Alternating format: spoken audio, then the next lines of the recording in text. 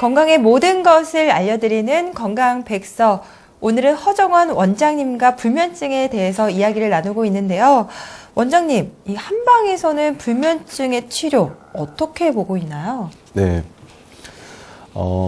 불면증이 나타나기 전후에 사람의 몸에 변화가 생깁니다. 불면증 전에 생기기도 하고 불면증이 심해지면서 나타나기도 하는데요. 이 변화라는 게 결국 우리 몸의 오장육부에 한여러실의 어떤 그런 편차라고 볼 수 있는데요. 이 편차가 결국 불면증을 만들어내고 그 외에 불면증 외의 증상들을 함께 또 만들어내는 거죠. 네. 그래서 불면증만 바라볼 게 아니라 불면증 외적인 증상들을 바라보면서 과연 오장육부 중에 어디가 문제가 생겼고 한여러실에 어떤 편차가 생겼는지를 찾아내서 그 편차를, 변화를 바로잡아주는 것이 결국 불면증 치료의 한약적 치료의 어떤 보면 시작이라고 할 수 있습니다. 모든 병이 그 장에서 시작되고 장의 만병의 근원이다. 뭐 이 말이 갑자기 생각나는데요. 장에서 항상 이 수면적인 것도 영향을 미친다. 이렇게 네. 알면 되는 건가요? 그렇죠. 예. 그렇군요. 네, 그럼 이번에는요. 이 불면증으로 치료를 받고 있는 환자분을 직접 만나봤는데요. 먼저 화면으로 확인해 보시죠. 아이를 임신하고 한 8개월 정도 됐을 때, 네, 그때부터 이제 뭐 출산을 하는 뭐 그런 두려움도 있긴 했고, 또 호르몬의 영향으로 조금 뭐 불면증이 생길 수는 있다고 하더라고요. 근데 저는 이제 다른 사람들보다 조금 더 심했던 것 같아요, 그런 게. 계속 불안해요. 혹시 옆에 자고 있는 아이가 사라지면 어떡할까? 뭐 얘가 잘 자라야 되는데 내 실수로 뭐 어떻게 되면 어떡할까 하는 잡생각부터 시작해가지고 좀 무서운 생각, 오히려 뭐 애가 크면서 뭐 어떻게 되면 어떡할까 뭐 이런 생각이 계속 들더라고요. 그리고 또 이제 밤에 깜깜하고 이제 아이랑 저랑 둘이 자고 있으면 조그만한 소리가 나도 뭐 창문이 톡 하는 소리만 나도 너무 막 소스라치게 놀라고, 심할 때는 뭐 한 3시간씩 하루에 자기도 했고 아예 안 잘 때도 있었고요. 해가 뜨면 자는 게 약간은 좀 안심이 된다는 느낌이랄까요? 그러니까 어두우면 너무 무섭고 불안하고 이런 느낌이 들었는데 해가 딱 뜨면은 그래도 조금 마음이 가라앉으면서 잠이 그냥 저도 모르게 지쳐서 자는 건지 모르겠는데 그렇게 들어요. 근데 그 잠을 자는 시간이 길게는 아니고 한 3시간? 4시간 이렇게 되면 이제 아침이 되잖아요. 그럼 그때 일어나서 또 다시 활동을 하는 거예요. 그럼 또 이제 하루 종일 너무 무기력하고 머리 아프고 좀 짜증도 많이 나고 하더라고요. 원장님, 그럼 이분은 처음에 한의원 방문하셨을 때 상태가 어떠셨나요? 이분의 경우에 불면증이 첫 시작이 된 시점이 임신 한 4개월 정도였었습니다. 네. 그리고 임신 중에 계속 불면증으로 힘들어 하시면서 버티다가 출산을 했는데, 출산을 하고 나면 좋아질 줄 알았는데 출산 후에 그 육아에 대한 부담이나 이런 것 때문에, 그 다음에 이제 모유수유 같은 것 때문에 불면증이 더 심해졌다가 모유수유가 끝나고 나면 또 좋아질 줄 알았는데 남편분의 어떤 잦은 해외 출장 때문에 무섭고 불안해서 잠 못 자는 상황으로 계속 연결이 됐었던 그런 환자분이었었거든요. 생활 환경하고 굉장히 밀접한가 봐요. 네. 근데 이 환자분 같은 경우에 외부적인 환경만 보자고 한다면 사실 어떻게 할 수 없는 부분이지 않습니까? 네. 임신, 출산, 남편분 해외 출장, 내가 어떻게 할 수 없는 부분이기 때문에 그러면 수면제를 먹어야 되나라고 생각할 수 있는데요. 실제로는 그게 아니라 이 환자분이 불면증이 나타나는 시점부터 동반됐던 증상이 하나 있습니다. 그게 뭐냐면 네. 붓는 거였어요. 몸이 붓는 거요? 예. 임신 중에도 물론 이제 그 배가 나오기도 하지만 배가 나오는 거랑 별개로 다리가 붓고 얼굴이 붓기 시작했고, 출산 후에 불면증이 심해질 때도 다리가 땡땡땡땡 붓기 시작했어요.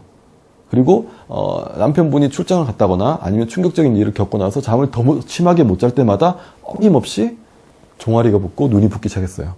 그러면 뭐 신장에 좀 그렇죠. 이상이 있는 건가요? 예. 아까 제가 계속 강조드렸던 오장육부의 한여러실을 봤을 때 이분은 신장의 기운이 상대적으로 약해졌던 거죠. 임신과 출산이라는 것도 결국은 한약에서는 신장과 밀접한 관련을 짓고 있거든요. 그러니까 그런 과정 중에 약해진 신장의 기운 때문에 잠을 못 자게 되는 그런 케이스였었습니다. 그럼 이분의 현재 상태도 정말 궁금해지는데요. 많이 좀 좋아지셨나요? 이분은 아까 제가 말씀드렸던 것처럼 붓는 것과 불면증의 상태가 같이 갔었어요. 네. 그러니까 잠을 잘 자면서 붓는 것도 덜해지고요. 붓는 게 덜해지면서 잠도 같이 잘 자는 쪽으로 가서 지금은 거의 80% 정도 호전된 상태에 있습니다. 네. 그래서 그 나머지 20%는 언제냐면 남편분이 이제 해외 출장을 뭐 일주일씩 간다거나 이럴 때 일주일에 한 하루 이틀 정도 못 자는 정도. 해외 출장 간 첫날 불안해서 못 자는 정도. 근데 애기랑 그냥 같이 이렇게 쭉 애기랑 돌보면서 잠자리에 누우면 이튿날, 셋째 날부터는 그냥 바로 자는 정도. 그러니까 남편분께서 해외 출장을 뭐 매번 가는 것도 아니니까 네. 1년 내내 가는 것도 아니고 뭐 한 달에 한 번 정도 가시는 상황에서 그 중에 하루 이틀 정도면 심한 불면증 상태는 아닌 상태. 그냥 일반적인 상태로 지금 지내고 계시다고 할 수 있죠. 그러면 이 신장의 치료를 한의학적으로 해서 호전이 됐다 하시는 것 같은데요. 그럼 이 환자분이 직접 어떤 치료를 받으셨는지 화면을 통해서 살펴보겠습니다. 이 환자분 같은 경우는 임신과 함께 불면증이 시작됐고 출산 후에 불면증이 심해졌던 분인데요. 모유수가 끝나면서 돌아올 줄 알았던 수면이 돌아오지 못하고 힘들어하시면서 내원을 하셨던 분입니다. 진료를 해보니까 복진을 해본 결과 아랫배 쪽에 심한 압통을 호소하고 있었고요. 그 다음에 불면증과 함께 동반된 특징 증상이 붓는다라는 증상이 있었습니다. 그리고 진맥을 해본 결과 흔히 말하는 신장의 어떤 그 기운을 나타내는 맥이 상당히 약해져 있는 상태였었거든요. 종합적으로 봤을 때 신장의 기운이 약해져서 몸의 정상적인 수액 대사가 이루어지지 않아서 몸에 정체된 수분이 많아지고 그게 부종을 일으키고 그로 인해서 나타나는 불면증이라고 진단을 내릴 수가 있겠죠. 불면증과 함께 시작된 부종을 잡기 위해서 방귀와 창초리라는 약재를 쓰고요. 지나친 심장 두근거림을 진정시키기 위해서 백복령이라는 약재를 썼고 비정상적인 루트를 통해서 배출되고 있는 땀을 잡아내기 위해서 환기를 썼으며 전체적으로 약재들의 조화를 위해서 감초를 함께 배합을 한 처방을 치료를 했습니다. 보시는 화면은 저희 한의원에서 처방한 차인데요. 한방차입니다. 검은 콩을 발효시킨 두시라는 약재랑 치자라는 약재가 주로 이제 배우가 돼서 만들어진 처방인데요. 이 환자분 같은 경우에는 소화력이 나쁘지 않았기 때문에 저녁에 주무시기 전에 장시간 우려내서 진하게 드시는 걸로 처방을 했었습니다. 일단 잠을 잘 자야지 삶의 질이 달라지는 것 같아요. 하루하루 사는 게 일단은 다르고 마음가짐도 달라지는 것 같고요. 훨씬 그때보다는 더 긍정적이 돼가는 것 같아요. 네, 그런 부분에 있어서 그러니까 뭐 이런 걸로 치료받냐라는 마음보다도 그러니까 훨씬 더 좀 좋은 삶을 살기 위해서는 치료를 받는 것도 나쁘지 않을 것 같아요. 네, 이렇게 해서 불면증의 치료 과정 직접 살펴보셨는데요. 평상시에 잠이 잘 안 온다면 병원에 가서 정확한 이유를 알아보는 것도 우선이겠지만 사실상 이 잠을 더 잘 자는 방법을 좀 알아두면 더 좋을 것 같은데요. 원장님, 잠을 좀 잘 잘 수 있는 비법 있나요? 네, 기본적으로 지켜줘야 할 생활 규칙들이 있는데요. 네. 한 10가지 정도가 됩니다. 이걸 다 지킬 수는 없겠지만은 어쨌든 최대한 지키면 수면을 정상적으로 취하는 데 도움이 될 겁니다. 그걸 제가 하나씩 한번 설명을 드려볼게요. 네. 첫 번째로 잠드는 시간이랑 기상하는 시간을 일정하게 맞춰줘서 규칙적인 생활 리듬을 만들어가는 것이 좋습니다. 네. 두 번째로 침실의 환경인데요. 소음은 최대한으로 줄이고 온도와 습도를 맞춰줘서 쾌적한 침실 환경을 만들어주는 게 좋고요. 세 번째로 낮잠은 가급적이면 피하는데 만약에 힘들어서 낮잠을 잔다라고 한다면 15분에서 20분 정도 짧게 주무시는 게 좋고요. 늦은 밤에 하는 운동은 수면에 방해가 됩니다. 12시에 자는데 11시쯤 나와서 달리기를 한다? 오히려 더 각성이 일어나서요. 수면에 방해가 되니까 피하시는 게 좋고요. 그 다음에 카페인이 함유된 음식이라든지 음료는 피하시고요. 술, 담배도 마찬가지입니다.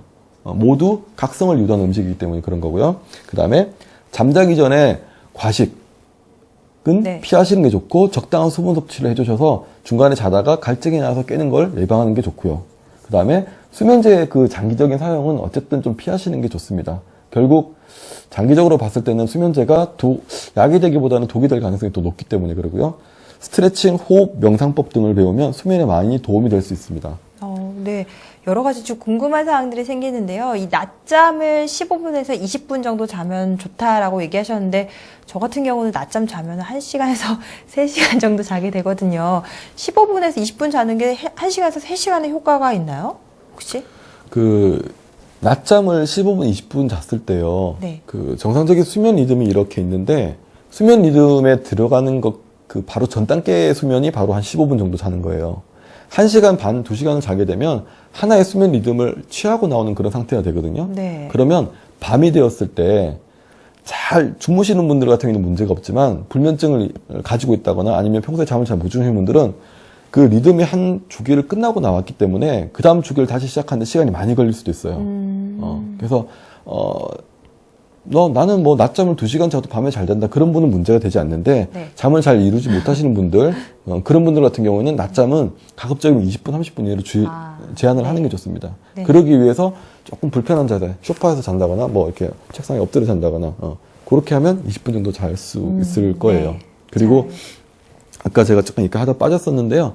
잠자리에 누워서는 TV나 책 같은 걸 안 보는 게 좋아요. 침대는 수면과 부부관계만을 이용하는 공간으로 딱 한정을 네. 짓는 게 좋고요. 그리고 잠들지 않는 상태에서 너무 오랫동안 잠자리 뒤척거리는 건 피하시는 게 좋습니다. 감정적으로 막 화가 나요. 그래서 못 누우게 되기 때문에 그럴 땐 차라리 밖으로 나오는 게 더 낫습니다. 네. 불면증이 있으신 분들은 흔히 뭐 좀 이렇게 따뜻한 물로 샤워하고 자면은 잠이 잘 온다 뭐 이런 얘기를 들은 적도 있었는데요. 그렇다면 이 반신욕과 족욕도 좀 도움이 될 것 같은데요. 사실 어떻게 하는지를 모르시는 분들이 굉장히 많더라고요. 네. 반신욕과 족욕 어떻게 하면 좀 효과적일까요? 네. 말씀하셨던 것처럼 반신욕과 족욕이 몸의 근육의 긴장을 풀어내는 측면이 많기 때문에 주무시기 전에 그거를 하는 거는 숙면을 유도하는 데 상당히 도움이 되는 그런 생활요법이라고 할 수 있는데요. 반신욕은 자기 체온보다 1도에서 2도 정도 높은 물의 온도, 그러니까 38도에서 39도 정도의 온도를 맞춘 상태에서 자기 배꼽 밑에까지 물에 차게끔 물을 받아서 거기 들어가서 10분에서 20분, 뭐 사람에 따라서는 30분까지도 가능한데요. 그렇게 따뜻하게 계시는 게 바로 반신욕입니다. 이렇게 했을 경우에 땀도 많이 나지만 심박동 수도 조금 증가하는 그런 경향성이 있거든요. 체온도 상승하고요. 네. 근데 이런 체온 상승이라든지 심박의 어떤 증가를 부담스러워 하시는 분들이 있을 수도 있어요. 혈압이 있다거나 어떤 다른 질병이 있는 분들 같은 경우에 혹은 욕조가 있어야 되는데 시설적으로 우리 집에 욕조가 없어서 반신욕을 도저히 할 수가 없다라고 하시는 분들은 족욕을 권해드립니다. 족욕은 그냥 하나 세숫대라든지 양동이 하나만 있으면 되고요. 물의 온도는 반신욕과 같은 38도 39도 정도, 발을 담그고 있는 시간은 20분에서 30분, 조금 더 길게도 괜찮습니다. 편하게 거실에서 TV를 보거나 책을 보면서 발만 담그고 있어도 충분히 이완 효과를 누릴 수 있기 때문에 반신욕보다는 체온 상승 효과는 좀 떨어지지만 이완 효과는 비슷하다고 할 수 있는 그런 생활 요령이 바로 족욕이라는 거죠. 네, 알겠습니다. 원장님, 그리고 또 잘 먹어야 잘 잔다, 뭐 이런 얘기도 있잖아요. 네네네. 그러면 이 불면증을 좀 해소하기 위해서 어떤 것들을 좀 먹어야 좋을지 우리 음식에 대해서 좀 얘기를 해볼까요? 네. 네. 가장 흔하면서도 효과가 좋은 음식은 바로 따뜻한 우유 한 잔입니다. 네. 우유 속에는 트립토판이랑 칼슘이 풍부하게 들어있기 때문에 수면을 유도하는 효과라든지 진정 효과가 상당히 뛰어난데요. 나는 우유를 먹으면 소화가 안 된다, 설사를 하신다고 하시는 분이라면 두유라든지 바나나로 대신하셔도 됩니다. 마찬가지로 트립토판이랑 칼슘이 풍부하기 때문인데요. 이런 우유, 두유, 바나나 말고도 저희 어르신들이 자주 먹는 상추, 네. 그 다음에 양상추 같은 경우에도 락토신이나 락토세린 같은 그런 어떤 효소가 풍부하기 때문에 진정 효과가 뛰어납니다. 그래서 주무시기 전에 상추를 뭐 즙을 갈아서 먹는다거나 아니면 그냥 상추채로 그냥 드시면서 수면을 도와주는 것도 의미가 있고요. 그리고 연근이 있습니다. 연뿌리라고 얘기하는데요.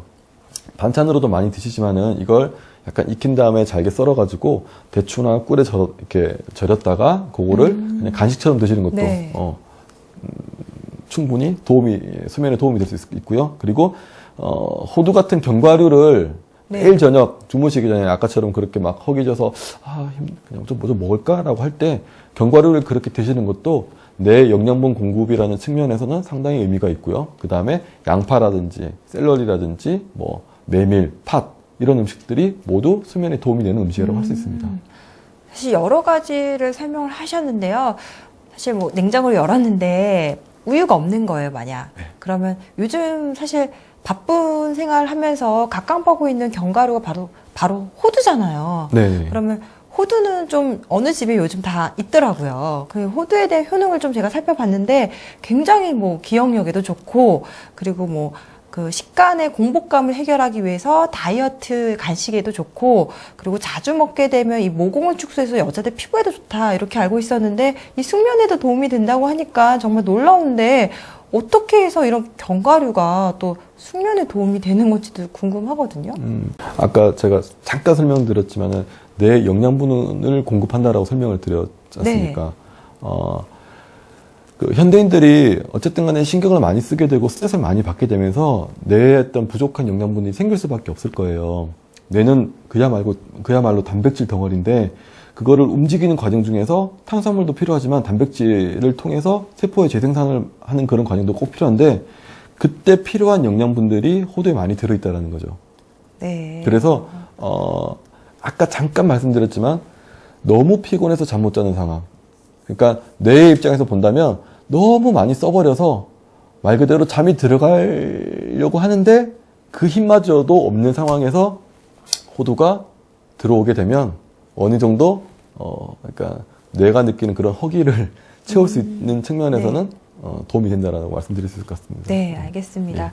그럼 평상시에는 양배추나 상추, 연근 같은 것을 좀 잘 챙겨 드시고요. 그리고 잠이 오지 않으면 따끈한 우유나 견과류, 호두 같은 음식을 좀 드시면 좋을 것 같습니다. 그리고 또 이제 한방차를 마시면 불면증을 해소할 수 있다고 하는데요.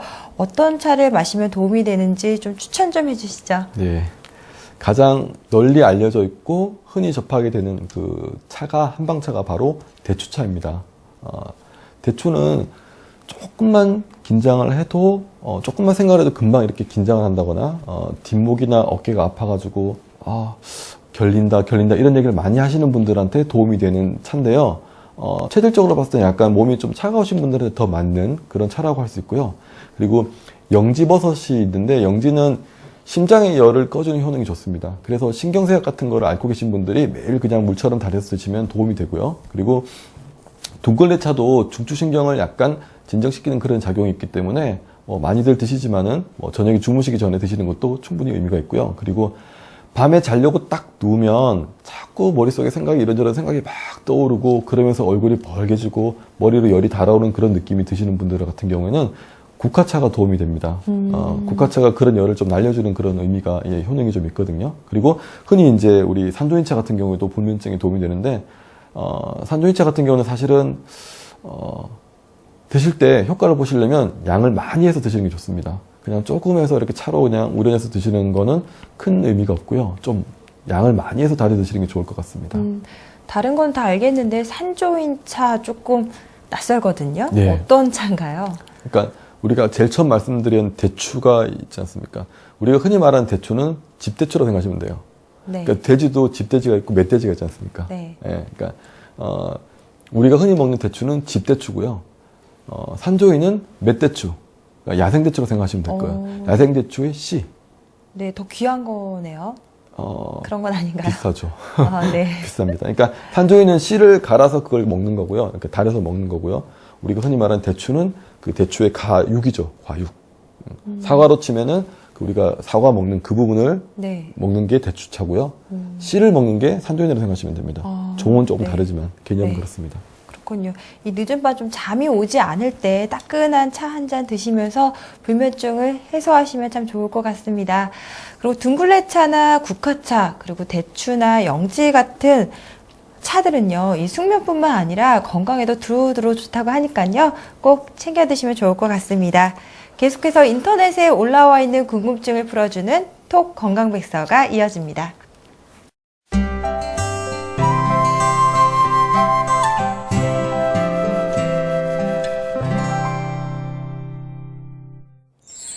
이번 순서는 인터넷에 올라와 있는 궁금증을 소개해드리는 톡 건강백서 시간입니다. 네, 오늘은 어떤 사연이 올라와 있을까요? 첫 번째 사연입니다. 안녕하세요. 50대 남성입니다. 심하게 다친 곳이 있어서 진통제를 상당 기간 먹었습니다. 그리고 앞으로도 꽤 오래 먹어야 하는 상황입니다. 그런데 진통제를 먹고 난 뒤부터 이상하게 밤에 잠이 오지를 않습니다. 진통제 때문에 불면증이 생긴 걸까요? 진통제 복용을 중단해도 불면증이 지속될까 두렵습니다. 이분 같은 경우는 정말 먹어야 되는 상황이기 때문에 정말 고민이 좀 많으실 것 같은데 진통제 어떻게 해야 되죠? 일단 이분은 사연을 봤을 때 첫 번째가 이제 심하게 다쳤다는 부분이 있거든요. 이거는 네. 이제 진통제랑 별개로 다치면서 그런 받았던 정신적 충격이라든지 이런 것 때문에 잠이 안 올 수도 있는 그런 상황이라고 보여지고요. 그리고 이제 말씀하셨던 것처럼 진통제를 먹은 그날부터 잠을 못 잤다라고 했는데 문제는 진통제에 있습니다. 그러니까 강력한 진통제일수록 그 효과를 빠르게 나타내기 위해서 카페인이 함유되어 있는 경우가 많습니다. 우리가 이제 그러니까 쉽게 해서 커피를 진통제를 먹는다는 행위 자체가 커피를 몇 잔을 마시는 거랑 똑같은 상황이 돼버리는 거죠. 안 그런 사람도 있지만 카페인에 예민하신 분들은 진통제를 먹고 잠이 안 오는 상황이 생길 수도 있습니다. 그래서 지금 어쩔 수 없이 진통제를 드셔야 된다는 상황이라 한다면 가급적 진통제를 먹는 시간을 좀 이렇게 밤에 잠자는 시간이랑 멀리 띄어서 드시는 방법을 좀 선택하는 게 좋을 것 같고요. 그리고 카페인이 들어있는 진통제를 끊는 순간 수면은 정상적으로 돌아올 수 있습니다. 그거는 너무 걱정하지 마시고 만약에 제 환자분 중에 그런 분이 있었는데요. 흔히 말하는 아주 강력한 진통제 중에서 마약성 진통제가 있거든요. 이런 진통제는 오히려 반대로 먹을 때는 잘 주무시다가 그 진통제를 딱 끊는 순간 잠이 안 오는 경우가 있어요. 그러니까 약에 대한 어떤 금단 현상 때문에 불면증이 시작되는 경우인데 그런 경우가 아니라 카페인의 고함량의 어떤 진통제를 드시면서 시작된 불면증이라 그러면은 그 치료가 끝나고 진통제를 끊으면서 정상적인 수면을 찾아가실 수 있을 겁니다. 너무 걱정하지 마십시오. 네, 꼭 호전되실 수 있길 바라겠습니다. 원장님, 지금도 그런 불면증으로 좀 고민하고 계신 분들에게 꼭 필요한 한마디가 있다면 어떤 게 있을지 궁금한데요. 한 말씀 부탁드리겠습니다. 네. 제가 불면증을 앓고 있는 분들이 내원을 하셔서 저랑 진료를 할 때마다 꼭 드리는 말씀이 있는데요. 그게 뭐냐면 잠은 청개구리라는 거예요. 이게 무슨 얘기냐면 청개구리를 오게 하려면 쫓아다니면 안 돼요. 내가 얘를 잡겠다고 막 쫓아다니면요. 청개구리는 반대로 가기 때문에 자꾸 더 빨리 도망다녀요. 그렇죠. 예. 그래서 잠이 안 온다고 너무 조바심을 내고 얘를 쫓으려고 쫓아다니기보다는 그냥 좀 느긋하게 마음 여유를 가지고요. 언젠가는 네가 나한테 올 거야 라는 그런 좀 천하태평의 마음을 가져보시는 게 어떨까라는 게 제가 당부드리고 싶은 말씀입니다. 네. 역시나 마음을 좀 편하게 하는 것은 불면증뿐만 아니라 정말 건강에도 좋지 않을까 싶습니다. 네, 오늘 유익한 정보 전해주신 허정원 원장님 진심으로 감사드립니다. 원장님 감사합니다. 고맙습니다. 네. 심한 불면증에 시달리는 분이라면 심신에 안정을 주는 색으로 벽지를 바꿔보는 것도 도움이 된다고 합니다. 짙은 파란색 계열이나 남색이 심신에 안정을 주면서 불면증을 해소해준다고 하니까요. 꼭 참고하시기 바라겠습니다. 특히 심한 스트레스로 인해서 잠을 못 주무시는 분들에게는요. 보라색 계열이 도움이 된다고 하니까요. 꼭 기억하시길 바라겠습니다. 오늘 제가 전해드리는 정보 여기까지고요. 다음 이 시간에 다시 찾아뵙겠습니다. 시청해주신 여러분 고맙습니다.